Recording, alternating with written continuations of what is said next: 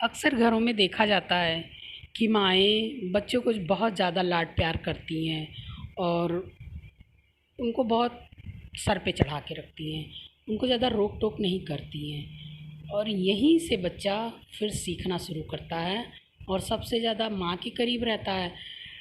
और अगर माँ एकदम से इमोशन में रह के ही वो अपने बच्चों को, तो आप लाड तो करिए पर बच्चे को बिगाड़िए नहीं, उसे गलत कार्य के लिए रोकिए टोकिए और ज़रूरत पड़े तो उस सख्ती बरतिए, क्योंकि ये आपकी ज़िम्मेदारी भी है और आपका हक भी है।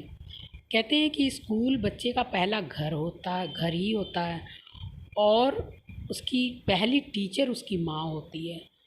तो सबसे ज़्यादा एक बच्चे पे अगर किसी का असर होता है तो एक माँ का होता है। घर के बाकी मेंबर्स का होता है, लेकिन सबसे ज़्यादा वो बच्चा अपनी माँ के करीब रहता है। तो माँ की रिस्पॉन्सिबिलिटी और मेंबर से ज़्यादा ही रहती है और माएँ इमोशन में कुछ भी करेगा इग्नोर कर देंगी, डांटेंगी मारेंगी नहीं, डिमांड पूरी करती रहेंगी और यहीं से बच्चा फिर सीखने लगता है। जैसे जैसे धीरे धीरे बड़ा होता जाता है तो वो हर काम को बस अपने तरीके से करना पसंद करता है, क्योंकि उसे पता है कोई रोके टोकेगा नहीं।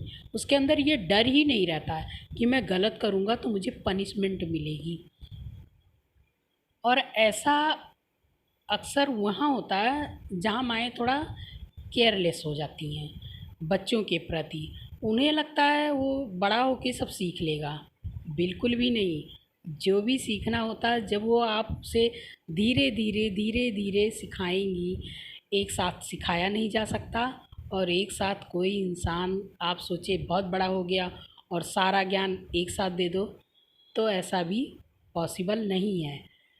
तो जहाँ तक हो सके उसे बचपन से ही एक अच्छी एजुकेशन दीजिए, अच्छी समझ विकसित कीजिए और उसको अच्छे बुरे का फ़र्क समझाने में बिल्कुल भी पीछे मत रखिए अपने आप को, क्योंकि वो आपका ही बच्चा है।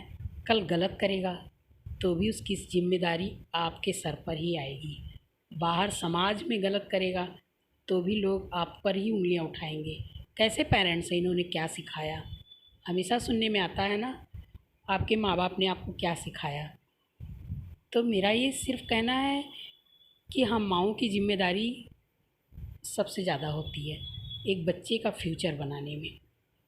और यही प्रयास करिए कि बच्चे को अच्छी एजुकेशन के साथ साथ